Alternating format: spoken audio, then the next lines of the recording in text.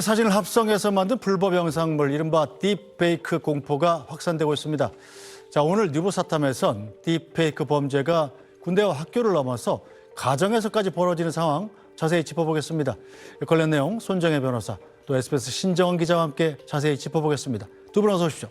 안녕하세요. 네, 신 기자, 어제도 이 딥페이크 범죄, 멀쩡한 내 얼굴에 나체 사진이 합성돼 있다면 얼마나 황당할까 이 얘기를 했었는데 이게 생각보다 훨씬 더 심각하군요. 네, 일이 계속 커지고 있습니다. 네. 많은 누리꾼들이 공부를 하면서 관심을 가져주고 계신데 중학교, 고등학교, 대학교, 군대까지도 딥페이크 범죄가 확산했다는 것이 알려지면서 나도 피해자가 될 수 있다 또는 내 딸이, 내 가족이 피해자가 될 수 있다 이런 공포가 확산을 하고 있습니다. 그러면서 온라인상에 퍼진 이제 행동 요령들이 생기기도 했는데 네. 예를 들어서 사진과 영상을 다른 사람들이 볼 수 없게 삭제하라 이런 행동 요령이 퍼진 겁니다. 만약에 비공개로 돌리더라도 나중에 해킹이 될 수 있는 여지가 있기 때문에 이런 행동 강령들이 퍼진 것으로 보이고요. 일부 학교들은 학생의 차원에서 사진을 삭제하라 SNS에 올린 것들을 이렇게 공지를 하기도 했다고 합니다. 그런데 사실 이미 올렸던 사진들이 곳곳에 있을 수 있기 때문에 이에 대해서 여전히 범죄에 악용됐을 줄 모른다 이런 불안감들은 여전한 것 같습니다. 네, 자, 손정혜 변호사. 그런데 사진만 내린다고 해서 피해를 완전히 막을 수 있는 건 아니잖아요. 인터넷이라는 것이 어떤 경우에는 빠르게 정보를 확산시키는 도움이 되지만 무분별하게 사실 무차별적인 대량 살포가 가능하다는 것이죠. 일부 공간은 삭제돼도 일부 공간은 남아있을 수 있다는 공포감. 그리고 삭제하더라도 언젠가 서버에 남아있으면 또다시 확산될 수 있는 두려움이 사실은 굉장히 클 수밖에 없기 때문에 내가 모르는 상황에서 벌어지는 사이버 공간에서의 테러 그리고 공격 행위라고 간주하는 것이 옳을 것 같습니다. 네, 자, 신정원 기자, 피해자들이 경찰에 보다 적극적인 수사를 요구하고 있지 않습니까? 수사는 어떻게 진행되고 있습니까? 각 지역별, 권역별로 경찰 수사가 한창 이뤄지고 있는데요.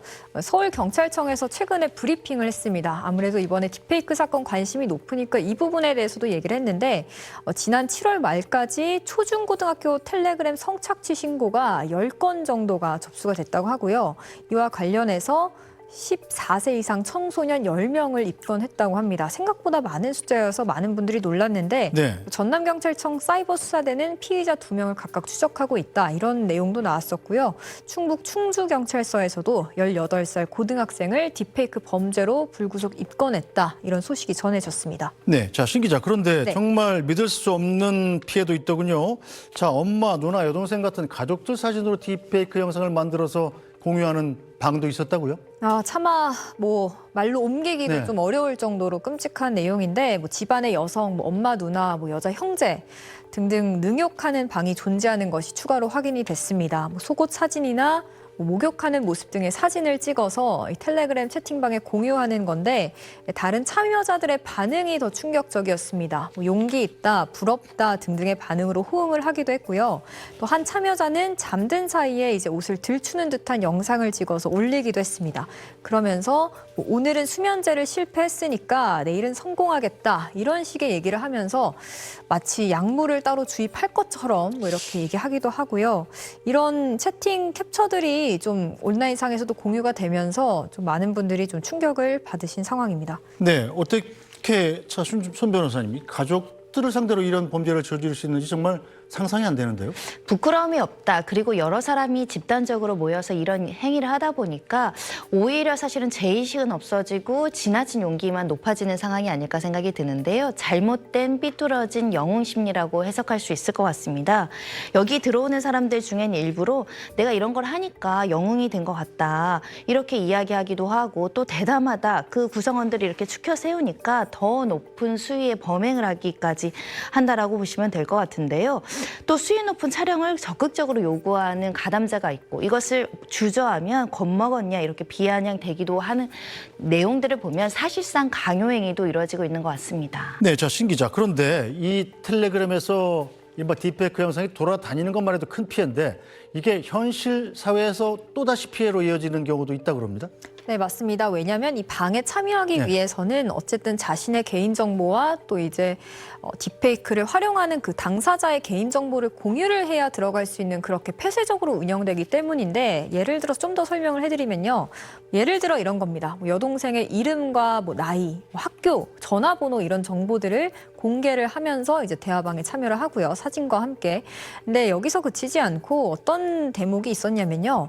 여동생의 연락처를 공유를 하면서 지금 동생이 잠을 자지 않고 있으니까 연락을 하면 아마 받을 수 있을 거다라며 마치 연락을 해라라고 부추기는 듯한 그런 식의 아니 친오빠가요? 네, 그런 식의 이제 대화도 올라왔던 것으로 보입니다. 어쨌든 이렇게 정보들이 퍼지고 또 문제는 이런 사진들이 또다시 또 공유가 되고 딥페이크로 또 재가공이 되면서 또 유포가 되는 이런 2차 피해가 또 발생한다는 겁니다. 자, 이렇게 범행 사실이 파렴치한 범행이 보도된 이후에도 지금 뻔뻔하게 범행을 이어가고 있는 사람들이 있다고 합니다. 저희가 어제 이 시간에 텔레그램 CEO 파벨 두로프가 체포가 됐다 네. 이 소식 전해드렸는데 그때 당시에 이제 혐의가 이거였습니다. 플랫폼 안에서 벌어지는 범죄들을 방치했다라는 혐의였는데 정작 그 범죄를 저지른 가해자들은 여전히 뻔뻔하게 좀 여유로운 모습을 보이는 상황이었습니다. 저희가 이제 실제 오갔던 내용들을 좀 살펴보니까요. 텔레그램 측이 절대 수사에 협조할 일이 없으니까 서로를 막 안심을 시키기도 하고요. 그리고 채팅방을 새로 열면서 운영을 지속하기도 하고 정보를 남겼다면 나중에 이 사안 자체가 좀 묻어질 수 있으니까 그냥 좀 금방 묻힐 것 같다 이렇게 얘기를 한다거나 네. 정보를 남겼다면 텔레그램이 협조를 안 할 거다라면서 안심을 시킨다거나 이런 식으로 지금 얘기가 오가고 있습니다. 네, 자 손정혜 변호사님 이렇게 자신 있게 알림장을 올리는 이유는 실제로 잡힐 확률이 적기 때문인가요? 실제로 IP 추적 과정에서 추적이 좀 쉽지 않은 선례들은 있습니다. 하지만 또 분명히 추적에 대한 수사의 의지가 있는 사건들은 결국은 검거하는 경우도 적지 않기 때문에 잡히지 않는다라는 자신감은 허위에 근거한 것이다 이렇게 말씀드릴 수 있을 것 같고요. 다만 이렇게 이제 텔레그램 같은 데서 은밀하게 이루어지는 것을 색출하기 위해서는 제보자도 굉장히 중요하고요. 네. 나아가선 전담 수사팀 이야기도 나오고 있고 함정 수사, 잠입 취재 그리고 모니터링단을 실시간 추적을 할 수 있도록 운영을 해야만 적은 피해라도 또는 대량의 피해라도 신속하게 색출해 낼 수 있다 이런 점을 말씀드리고 싶습니다. 네, 이거 잡혀도 처벌이 쉽지 않다 이런 말도 있던데 실제로 이 디지털 성범죄에 대한 처벌은 어떻게 이루어지고 있습니까? 아까 말씀드린 딥페이크 같은 경우는 워낙 사회적인 논란이 되니까 성폭력 특례법에 제명이 이제 신설될 정도로 우리 사회가 경각심을 가지고 있고 5년 이하의 징역, 7년 이하의 징역에 처해질 정도로 성범죄로 강력하게 처벌하고 있습니다.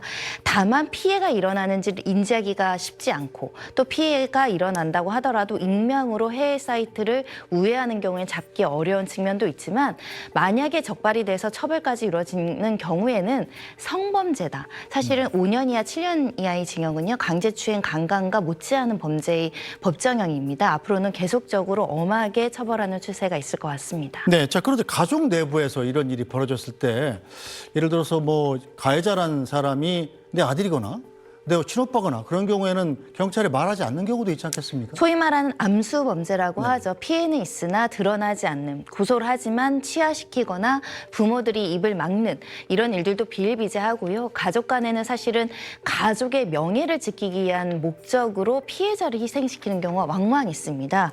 그러다 보니까 친족 간의, 가족 간의 성폭력 같은 경우는 공소시효를 없애야 된다는 목소리도 있고 실제로 미성년자 때 이런 피해가 있었을 때 성인이 이르러서 이제 용기 내서 고소를 했는데 공소시효가 도과되면 안 된다 이런 논란이 있기 때문에 공소시효도 조금 늦춰야 굉장히 연장을 할 필요성이 있을 뿐만 아니라 특히 가족 간에 벌어졌을 때 더 발견되기 어렵다는 측면에서 조금 더 세밀한 어떤 피해자 보호 조치가 필요한 범죄입니다. 네, 자 신정원 기자 오늘의 한마디 듣고 다음 사건으로 넘어가 보죠. 네, 오늘의 한마디는요. 장난이 아닌 명백한 범죄입니다. 텔레그램이 협조를 안 해준다면서 쩔쩔매고 있기에는 피해가 너무 큽니다. 오늘 윤 대통령도 이렇게 말하면서 딥페이크는 명백한 범죄다라고 일침을 했는데 지금 가해자 피해자 대부분 청소년입니다. 범죄가 일어나고 있는 현장이라면 어른들이 무슨 방법을 찾아서라도 막아야 한다라고 말씀드립니다. 피해자들은 피해의 심각성을 인정한 판결 내용을 평가하면서도 형량엔 아쉬움을 내비쳤습니다. 검찰 구형한 그 범주 안에서 나오기를 당연히 바라는 입장이었는데 양형적인 부분에서 더 엄벌할 필요성은 있다고 생각합니다. 범행을 저지른 박모 씨가 범죄 전력이 없고 일부 피해자들과 합의했으며 반성하고 있다는 점이 감형 사유가 됐습니다. 지난 2020년 딥페이크 처벌법이라 불리는 성폭력 처벌법 개정안이 통과됐지만 양형 기준이 지나치게 낮다는 지적도 나옵니다. 법에는 5년 이하의 징역에 처하도록 돼 있지만 대법원은 딥페이크 성범죄의 기본 양형 기준을 징역 6개월에서 1년 6개월로 비교적 낮게 설정해 가중 요소가 있거나 상습범인 경우에도 충분한 처벌이 이뤄지지 못하고 있다는 겁니다. 법적 공백도 여전합니다. 딥페이크 성착취물을 제작, 배포한 경우만 처벌되고 피해자가 아동 청소년이 아니라면 딥페이크 성착취물을 시청, 소지하는 것만으론 처벌이 어렵기 때문입니다. 법령상 반포 등을 할 목적이 처벌 요건으로 명시돼 있다 보니 수사기관이 처벌에 소극적인 사례도 있었습니다. 경찰이 직장 여성 동료의 SNS 사진으로 음란물을 제작해 제3자에게 전송한 남성에 대해 유포할 목적이 있었음을 입증하기 어렵다며 불송치 결정을 했던 겁니다. 강력하게 처벌이 이루어지지 않기 때문에 더 피해가 확산되는 면이 있거든요. 목적 조항에 대한 삭제 고려라든지 아예 별개의 조항을 만들던 국회엔 딥페이크 성착취물을 소지, 저장, 시청하기만 해도 처벌토록 하는 법안이 여러 건 발의된 상태입니다. SBS 원종진입니다. 최근 얼굴 사진에 음란물을 합성해 유포하는 딥페이크 성범죄가 SNS를 통해 확산하고 있죠. 피해를 입었다면 어떻게 대응해야 할지 알아본 기사도 많이 봤습니다. 최근 경기도에서 안내한 딥페이크 불법 영상물 초기 대응 지침입니다. 먼저 합성물 속 인물이 본인인지 확인한다. 그리고 간접 피해나 2차 피해를 막기 위해 자신의 SNS를 비공개 계정으로 전환해야 합니다. 교복이나 건물 등 개인정보 파악이 가능한 사진도 삭제하는 게 좋습니다. 이어서 제작, 유포 정황을 확인하고 추후 지원받을 수 있도록 딥페이크 불법 영상물에 사용된 원본 사진이 자신에게 있는지 확인합니다. 만약 모르는 사람에게서 메시지로 제보를 받았을 때는 캡처를 하고 연락을 차단해야 하고요. 공유받은 링크는 무엇이든 누르지 않는 편이 좋습니다. 이어 수사기관에 연락해 피해 정황을 전달하면 됩니다.